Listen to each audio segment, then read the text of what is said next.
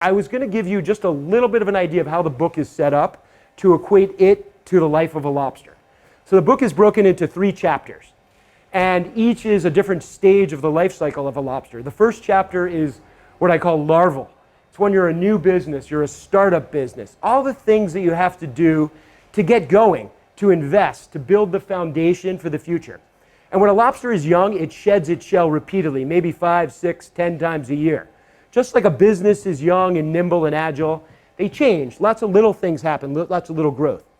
You get to stage 2 of the book, and you're at that stage where you're fishable. It's legal for the fisherman to catch you, to put you in the trap. You're the size of a lobster that you want to eat in a restaurant. It's just that perfect size. So you're a real business. It's a real lobster, but there's loads of other things you have to do at that point. You have to think about your team. You have to think about how to build your organization. Who are your competitors? Finally, you can actually have a moment to think about how you have to react and interact with your competitors.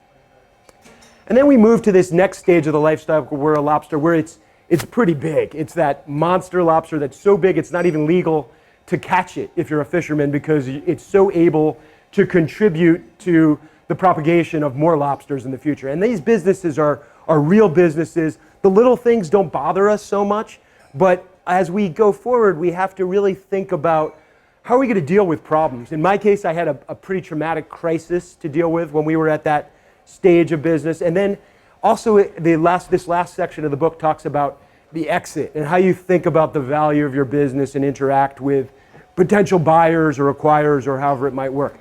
So it's a pretty simple, and I would say there are very few things in there that you would say, oh my God, Josh invented this business concept. They're not new ideas. What I've tried to do is really synthesize things and make them simple and organize it in a way that anyone that's thinking about building or creating something can use the book as a tool for going forward.